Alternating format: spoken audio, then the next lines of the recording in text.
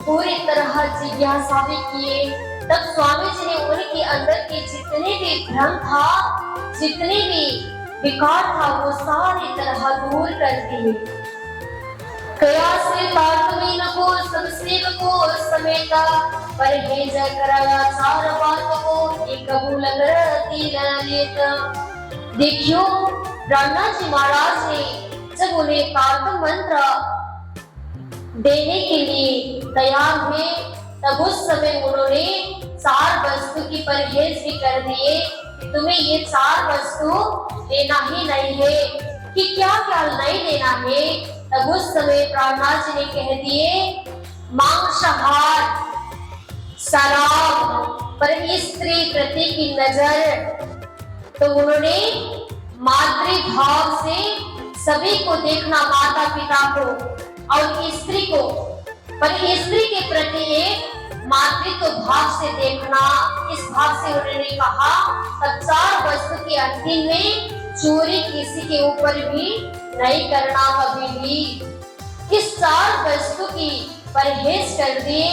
तब जितने भी चिंतामणि भाई के शिष्य थे, वो सारे चिंतामणि भाई के पास में सानिध्यता में आकर ही उन्होंने भी तारतम मंत्र के मांग किए कि हमें भी अब हमारे गुरुदेव जिन थे वही तो आपके चरण में आकर समर्पित हो गए, तो हम भी तो अब वो जैसे ही खाली पड़े, हम भी तो अब वैसे ही खाली पड़े, कि गुरु बगैर तो हम कुछ भी नहीं कर पाते, इसलिए आप ही हमारे गुरु हो।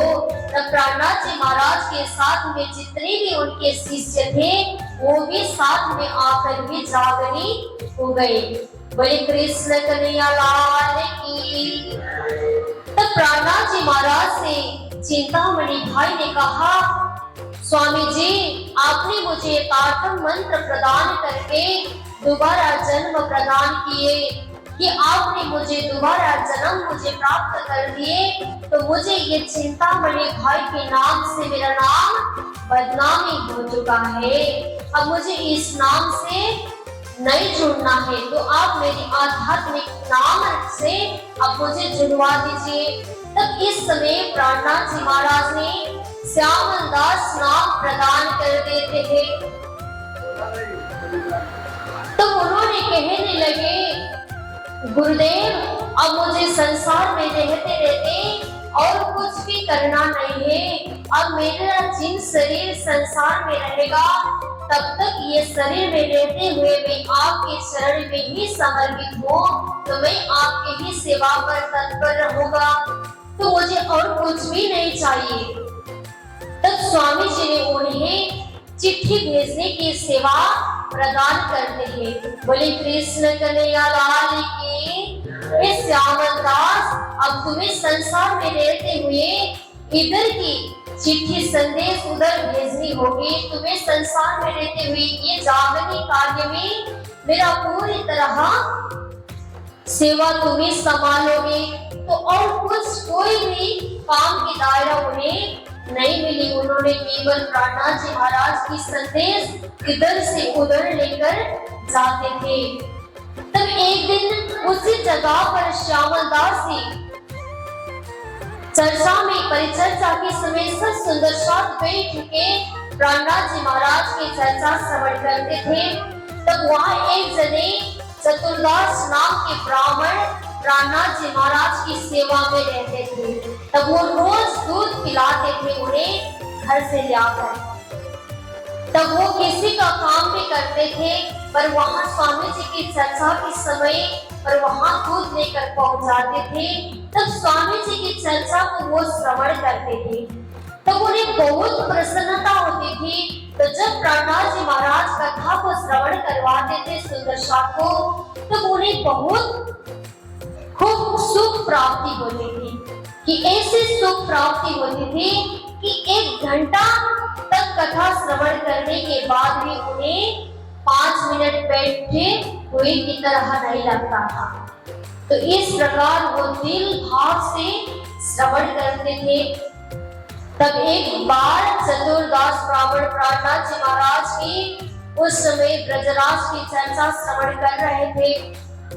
जब ब्रजराज की चर्चा श्रवण कर रहे थे तब उनके सेठ जी थे जिनको लक्ष्मण सेठ कहा जाता था, उनके पास में रहते हुए उन्होंने सारे कार्यभारों की जिम्मेदारी लेते थे।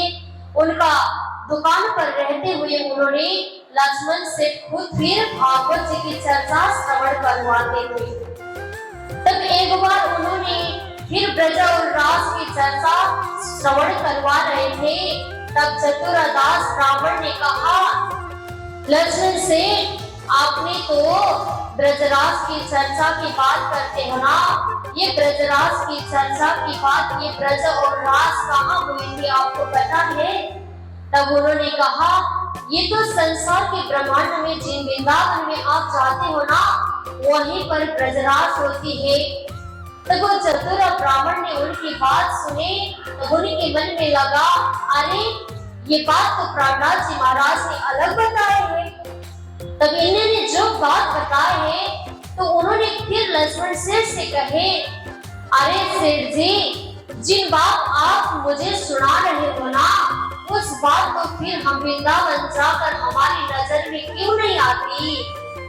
तब लक्ष्मण सेठ ने कहा, अरे भाई, अगर तुम्हारी अंतर की दृष्टि खुल जाए ना तो आपको खुद वो चर्चा और जिन लीला हो रही है वृंदावन धाम में, वो लीला तुम्हारे सामने प्रकट हो जाएगी। वो नजर अंदर की प्रकट करनी चाहिए, ये बाहरी नजर से नहीं दिखाई देता। तब उस समय लक्ष्मण सेठ के पास में उन्होंने ये चर्चा करके श्रवण करवाए। जो आप मुझे ये चर्चा श्रवण करवा रहे हो ना सेठ जी, पर ये बात नहीं है, ये तो आज भी लीला हो रही है। जिन लीला सबलिक ब्रह्मा के कारण और महाकारण में अखंड है, जिन लीला पर आज भी वो अखंड लीला हो रही है, ये संसार में हुई लीला नहीं है। अगर ये लीला यहाँ होती थी तो हमारे नजर पर दिखाई देता था। तो उस समय सेठ जी ने कहे, अरे भाई, तुम्हें ये ज्ञान किसने प्रदान किया? जब भगवत जी ने ये बात श्रवण कर रहे हो तुम, पर ये तुमने कहां से श्रवण की? जो बात आपने अभी मुझसे कहे। तब चतुर ब्राह्मण ने कहा, नहीं, ये बात तो मैंने एक हमारे यहाँ ठट्ठा नगर में आए हुए संत है जिनको महावती प्रहलाद जी कहा जाता है, तो ये ज्ञान उनसे ही मुझसे मिले कि वो सुबह सुबह चर्चा श्रवण करवाते हैं। जहाँ मैं रोज दूध लेकर जाता हूँ तब मैं वहाँ सेवा भी करता हूँ, पर उनकी चर्चा में बैठ के चर्चा श्रवण करके वापस यहाँ काम पर आता हूँ। बोले कृष्ण कन्हैया लाल की। तो उन्होंने कहा, अरे इतनी बड़ी ज्ञान तुम्हें कोई किसी से मिल रही है, ऐसे संत से तो हमें भी ले जाइए। तब उनके आदेश को स्वीकार करते हुए प्रहलाद जी महाराज की सानिध्यता में अब वो ले जाने की तैयार करते हैं। आया बुलावने चतुरा, चला अपने संग लगाए। तब कल के दिन होगी, तब वो चतुरा ब्राह्मण प्रहलाद जी महाराज की चर्चा हेतु सेवा में भी जा रहे थे। तब सेठ जी को बुला लिए। तब कहे, सेठ जी, मैं तो जा रहा हूँ, आपको जानी है? तो उन्होंने कहा, हाँ जानी है। तो वो निकल पड़े दोनों। आए पहुंचे कदमों भेंट करी बनाई। तब स्वामी जी के पास में बैठे बैठे उन्होंने सारी बात की वृतांत श्रवण करते हैं। जब लक्ष्मण जी के साथ प्रहलाद जी महाराज की भेंट हुई, तब प्रहलाद जी महाराज के चरण में पहुंचकर उन्होंने प्रणाम किए।